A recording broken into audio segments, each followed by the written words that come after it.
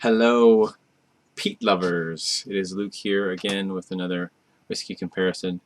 Today I'm back on my peated series, and today's whiskeys are going to be Caol Ila 12-year-old and Laphroaig quarter cask. Now I don't have a bottle of Laphroaig 10, but if you actually look at price, the Caol Ila and the Laphroaig quarter cask are about the same. So. Maybe a bit of a better comparison. I also find that the quarter cask is a little bit more balanced, and Caol Ila 12 I think is one of the most balanced peated whiskeys I've ever tasted at this point. So I'm going to change up the way that I've been doing these comparisons just a little bit so that I can perhaps try to move this along a little faster. I'm going to pour them out first so that they can open up a bit and show you the bottles, and then try to do the tasting a little bit quicker. So, pour first. Now I'm guessing here that the Laphroaig is going to be the stronger whiskey, so I'll start with the Caol Ila. This is the bottle. Now I did do a Caol Ila first impression. This is a bottle at 43%.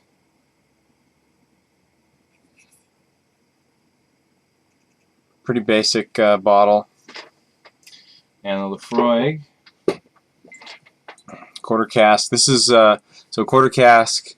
They've taken a relatively young Laphroaig, I think 5 years, something like that, and done an additional short maturation in a quarter cask, I believe. I believe it's 2 barrels. They start with one and then switch to a quarter cask for a finish. And then that makes quite a big difference between the Laphroaig and the Laphroaig 10. Even though the quarter cask is actually younger than the Laphroaig 10, I find the quarter cask to be better. And this is bottled at 48%, by the way. Okay, so color-wise, Caol Ila 12 is an amber minus 2. Laphroaig quarter cask is an amber minus, well, it's about an amber, actually. And I can't remember which one, if they're non-chill filtered on the Laphroaig, and Caol Ila, I'm going to say chill filtered. It is a Diageo malt, so probably chill filtered, but it doesn't seem to be colored. On the nose of the Caol Ila, balance is the first thing that I get. It's smoky, it's sweet, it's honey, like a sweet lemon, a little bit of coconut, maybe some peach.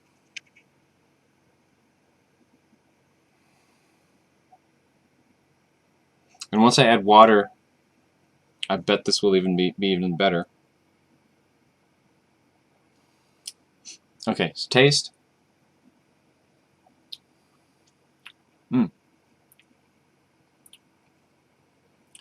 So sweet at first, then the smoke kind of starts to grow and grow and grow, and then it kind of reaches a plateau, and it kind of holds for a bit, tapers off. Sweetness is there most of the time. There's citrusiness.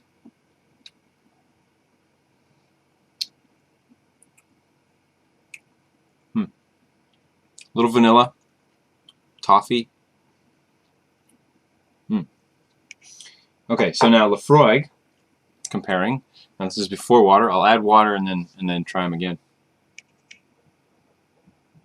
Much more medicinal. Actually, I would say more of a syrupy nose. Just a little bit richer than the Caol Ila, as far as sweetness goes.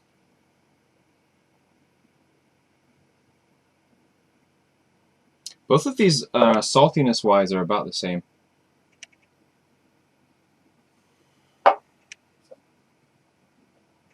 Kind of just a medium saltiness.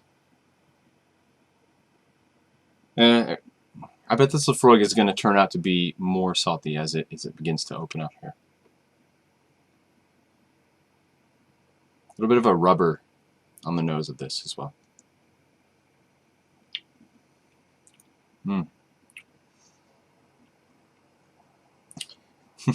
Quite a bit more medicine. The smoke is definitely stronger. A little bit more youthful, I would say. And that's expected because the Laphroaig is, the quarter cask I believe is quite a bit younger.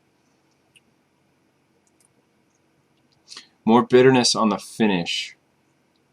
More of like a rubbery finish. Bitterness wise. Okay, let's add a little water. So I'm going to do a little different here because the Caol Ila is at 43% and the Laphroaig is at 48%.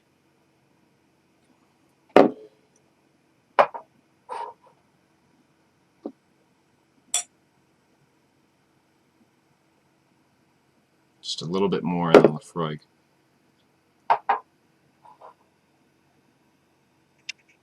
Ooh, yeah. So now that I'm actually getting used to the smoke,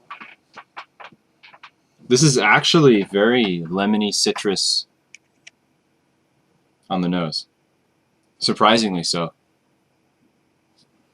It may just be me, but my nose gets tired of the smoke faster than it gets tired of everything else, and so I can kind of get past the smoke and get to the other scents.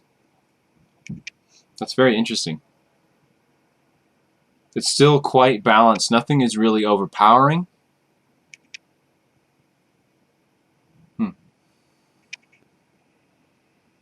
Interesting. Taste?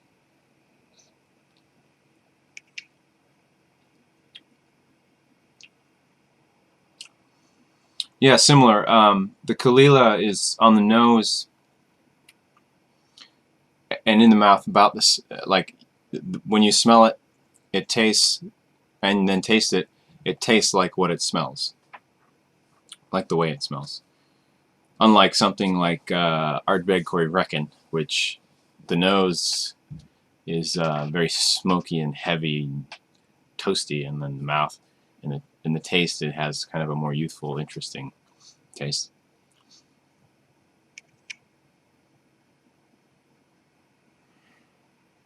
Getting maybe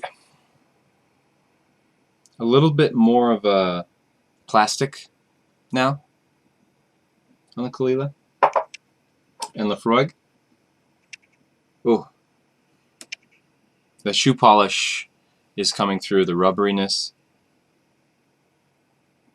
medicinal. It's richer for sure in the notes that it has. I don't get a whole lot of a citrus on the Laphroaig though. But that's good stuff.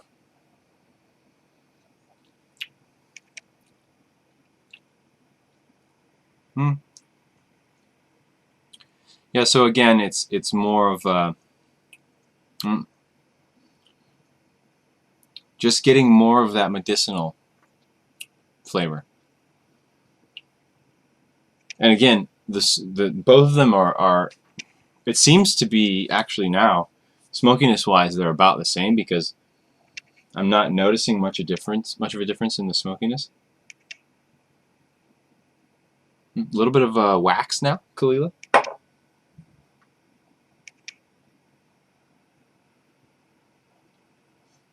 The youthfulness is detectable in the quarter cask if you pay attention. It just smells a little bit. What's the word? I guess it's kind of a rubber band. Like if you were to taste a rubber band, that's sort of what it smells like. And in my experience, that's kind of a young whiskey. That's the smell that you get on a lot of young whiskeys. Now I'm also getting just a little bit of a paper note here. Bowmore has that in abundance. but there's just a little bit of it here in Laphroaig. It's kind of it's papery, but it's also sort of briny, actually, in a strange way. I don't know why. Those two smells kind of are similar in my mind.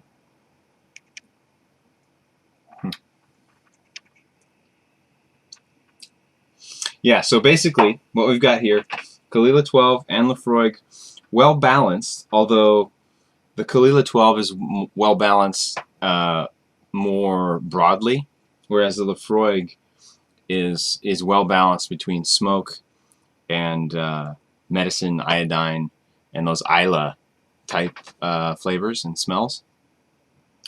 And so it seems to me that the Laphroaig is coming across more richly because it's only got it's got less flavors and smells, and so they can be a little bit more intense. But these are both great. I recommend the Caol Ila 12 if you, well, they're both smoky, so if you like Islay, obviously both of these would be interesting. The Caol Ila 12, it actually, I find to be a bit more interesting because of the way it's balanced. It actually, when you're tasting it by itself, it seems a bit less smoky, actually, because you can kind of ignore the smokiness and focus on the citrus, the honey, or something like that, right? And whereas the Laphroaig, it's like you're going to be smelling smoke for sure. But anyways, I think I'll leave it at that. Two interesting whiskeys, and I will talk to you guys next time.